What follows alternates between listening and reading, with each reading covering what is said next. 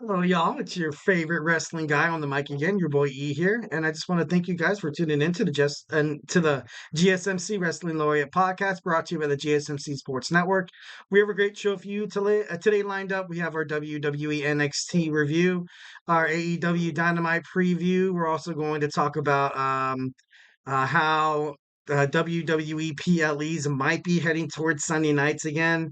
A little controversial, but we'll dig on into it.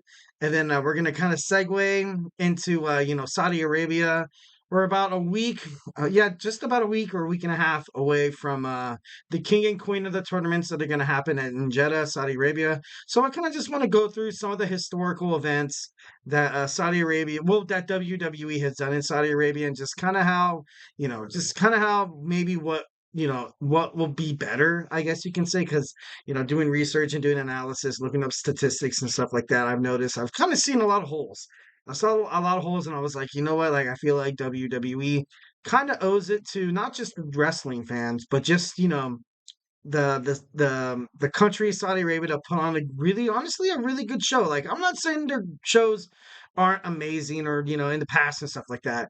I'm just saying that they could have been so much better. They could have been so much better. And to kind of end it all off here, we have our wrestling top champion eliminator. Where I'm looking at all the champions, and from AEW, from New Japan Professional Wrestling, WWE, TNA, and I'm just gonna put them all in a match together. I have eight. I have eight champions, and they're going to fight it out.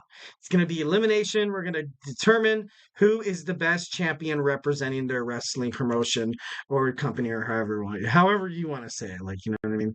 But yeah. So before I start the show, I'm going to ask you guys to Superman punch that like and subscribe button to the show. It really does make a difference. Leave a positive review, and of course, we always we get a number of questions from viewers like you that come in during the show.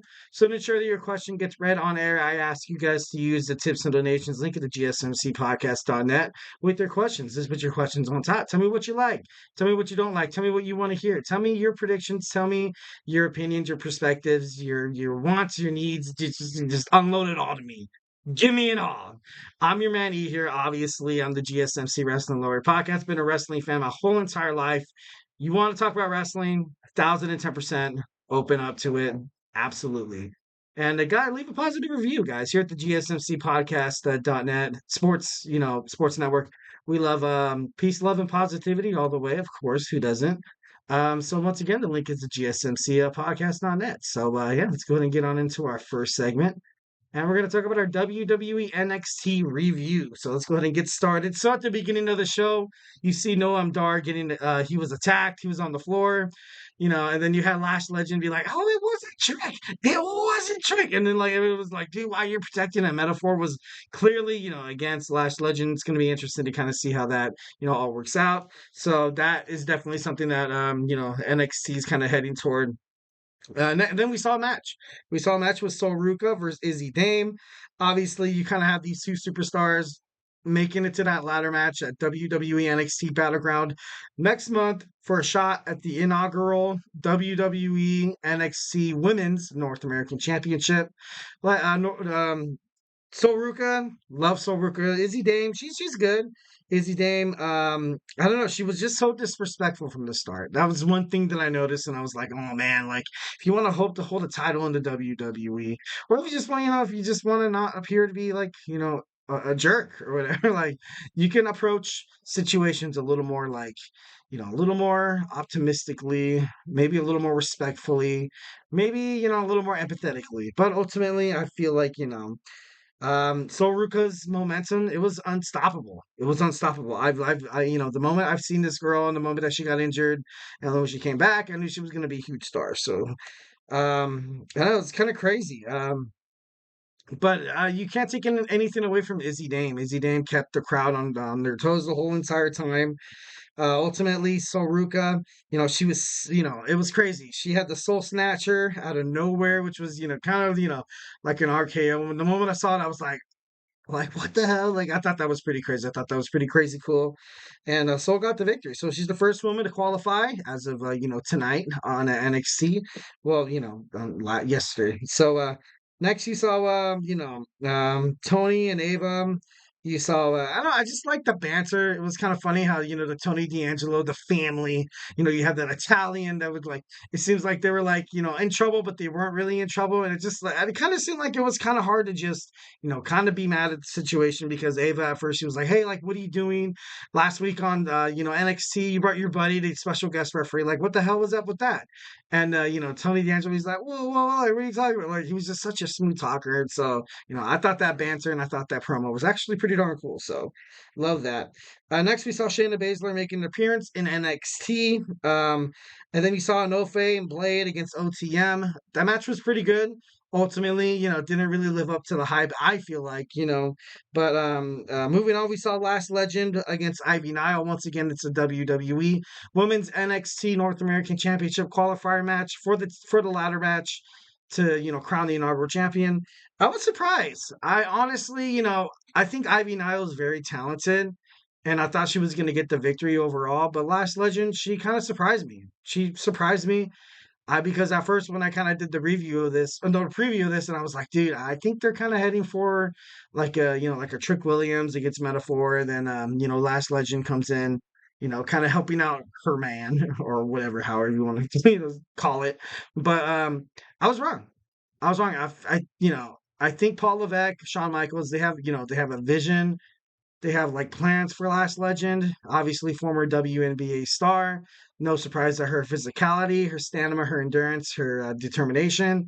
But mostly importantly, kind of like, I don't know, I feel like her charisma out of everything about her is just underestimated. So, it's cool to see her get the victory. She's moving on to, bigger and better things. Hopefully to that, on to that ladder match.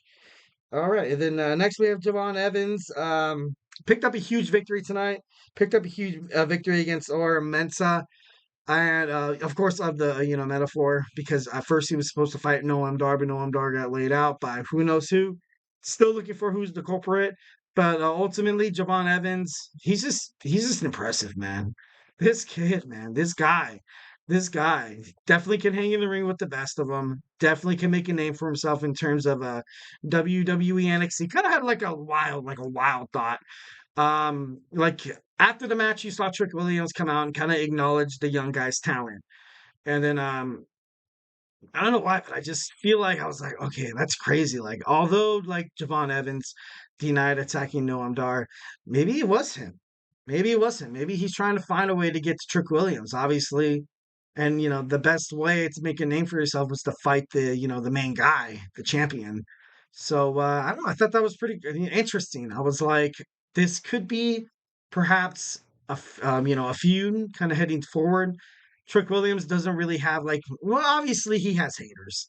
If you're the WWE NXT, World Heavyweight Champion, you're gonna have haters everywhere. But I don't know, he doesn't really have that solid bad guy yet. So it's gonna be interesting to find out what or who NXT chooses to kind of fill in that role. You need a huge heel. You kind of have your major baby face and in Trick Williams in himself. So, it's gonna be interesting to see what they do with that. So yeah. Next, we see the WWE NXT North American Championship, the men's. It's just in turmoil, man. It's crazy. It's crazy. You saw Wesley come out, and obviously Wesley should be acknowledged. He's the best North American WWE champion. Yeah, that's cool. Get it. Absolutely love it.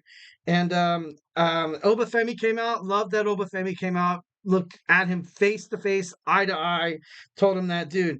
Like, I took this title. I took this title to major heights, heights that you never could. And to be honest, it's does make a lot of sense. So Wafemi has definitely put this prestigious championship on the market. Everybody wants it now. It's so hot. You have Ivar, Josh Briggs, and just many more. It's crazy. Absolutely crazy what Obafemi has done for the NXT one, the North American Championship two, and just three for his whole career. I feel like he's going to be a great he's already a great wrestler. He's in the future he's going to be probably one of the top end guys. Definitely main event material. WWE main card like Raw and SmackDown. They have a pretty good future ahead of them. If they can draft this guy. So that was pretty cool. And he said, if you want to challenge me, Wesley, for the North American Championship, this is a mountain, bro, you cannot climb. And I can't help but to agree 110%. Obafemi has been absolutely dominant in his matches. Wesley, obviously a little smaller than Josh Briggs and Ivar, and Ivar and Briggs pushed Femi to the, not to the total level or whatever, but they did well. They did very, very well. And Wesley, although he might be smaller than the rest, his charisma, his enthusiasm, and his technical wrestling and his speed, his agility, it could definitely prove dividends for a chance for him to reclaim his WWE NXT North American Championship. But ultimately, it should be interesting to find out what happened with that. So the promo ended with all four of them standing in the ring. Femi left out, and he was like, he went out of the ring, and he was like, all right, you guys decided amongst yourselves, and whoever wins gets a title shot. So yeah, so he had Ivar, he had Josh Briggs, and he had Wes Lee gonna fight in a triple threat match next week on WWE NXT. So definitely should be pretty badass for number one contendership for Obafemi's North American Championship. Absolutely love it. Absolutely can't wait. So next we saw the OC. The OC defeated Rich Holland. Rich Holland before the match was looking for a partner. Right now he's kind of buddy buddy with Chase U right now. Thea Hale absolutely loves this guy. She trusts him with like all her heart. Do I trust Rich Holland? You know what? I feel like after all that's done, especially with NXT, I would love to see him like totally like turn heel and shit like and stuff like that, and like absolutely like like maybe slap it around and chase you a little bit, cost them a match or something. Because like I said before, Trick Williams needs that counterpart. Like what I mean, the Beatles needed the Rolling Stones, bro. You need to have good competition. Absolutely. Like Tom Brady, always had Eli Manning, and Eli Manning would always kick his ass. Just kidding. Just kidding. Just kidding. Just kidding. Well, not really, because he actually really did. All you Patriot fans out there, sorry, not sorry. But moving on. So next we have Carly Bright demanding a match to fight Lola Vice. Shayna Baszler, obviously watching Lola Vice in the ring. There was a part where Lola Vice hit like a major move and she started like showboating, and Shayna Baszler was like, dude, like, what are you doing? Stop it. Like, what? And then she got rolled up, and then luckily Vice kicked out. If she did not kicked out, it would have been amazing. Shayna Baszler would have been like, dude, like you just freaking blew it, dude. You did it. You did it. I trained you from the bottom up. You lost, loser. I'm just kidding. No, maybe she wouldn't have been that much, harder. Damn, maybe I should never be a personal trainer.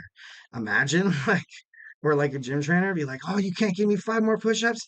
What a loser. Planet Fitness is laughing at you. No, I'm just kidding. That would be terrible. That'd be terrible. So then at the end of the match, you saw Petrovic and Hart go toe-to-toe with Lola Vice and Shayna Baszler. They're going to have a tag team match next week on WWE NXT. Pretty cool. And they also showed a promo of Ridge Holland. Although they lost, he earned the respect. He earned Riley of Chase U's trust and respect. So that was pretty cool. And the main event of WWE NXT featured the NXT Heritage Cup. It was a great match. We saw the Don, Tony D'Angelo of the family, against Charlie Dempsey, the No Quarter Catch Crew. Once again, the No Quarter Catch Crew don't really hold that much credibility. I feel like they don't really hold that much, like, I don't even know how to pronounce it. I don't even know what to think of it. It's not the same with that Drew Gulak. Drew Gulak was kind of like the balls of the group. Like, he was able to talk crap. He was able to kind of put matches on. He was able to antagonize and stuff like that. And without him, they're going down. They're going down. It's kind of sad because you have 3 talented superstars, no matter what. But I don't know. Drew Gulak, they kept Drew Gulak around the WWE forever. Once went 205 Live, kind of went under, which was kind of like the Cruiserweight Championship, the Cruiserweight competitors' way of kind of showcasing your skills on 205 Live. I remember it was every that doesn't make any sense. It was every Friday after SmackDown, I believe. I think it was. I don't know why I want to say Tuesday. That's crazy. I think that's crazy talk. But ultimately, you saw, Drew Gulak, out of everybody who got cut or left the company, like Mustafa Ali, T.J. Perkins. You had not Noam Dar. Who's Tony Nese And you saw, I think Cedric Alexander stayed, definitely one of the high end. Neville left, the king of the cruiserweights. And they kept Drew Gulak around, and that kind of made me a little interested and stuff like that. And Gulak wasn't released. Technically, they just never really renewed his contract, which is a cop out. It was a cop out. It was like, all right, we have to, since Ronda Rousey has a lot of like pull in terms of like the UFC, and she used to wrestle in the WWE, although she buried the WWE 1,010%, called it basically a shiitake mushrooms, promotion or whatever, and it just wasn't good. Just wasn't good. Drew Gulak wasn't re-signed. The No Quarter Catch group probably got it the worst. But I don't know, it's gonna be interesting to see where Drew Gulak ends up. Honestly, if he ends up on AEW, that would be good for AEW. I gotta be honest. I do watch AEW, and like if Drew Gulak randomly pops up, I'm gonna be like, dude, that's cool, nice. Nice. Definitely gonna, definitely excited to see what he's gonna do in this wrestling promotion. So, definitely excited about that. So the NXT Heritage Cup, we saw Tony D'Angelo against Charlie Dempsey. Tony D'Angelo scored the first fall in the first round, pretty impressive. Then you saw Charlie Dempsey in round three, kind of, with that payoff pitch, able to kind of come back, make it 1-1. But ultimately, D'Angelo was too much for Charlie Dempsey, becoming the new WWE NXT Heritage Cup champion is the Don Tony D'Angelo, picking up the fall in the fifth round. So absolutely love it. It was a good NXT. Yeah, let's go ahead and move on. Next, we have our AEW Dynamite preview. We're going to talk all things AEW Dynamite. Things to expect from tonight's show. It's airing right now. Can't wait to watch it. Swear to you guys that I have not checked Instagram, Twitter/X, TikTok, or whatever, so I'm, heading into this as blind as you guys are. So, hey, stay tuned.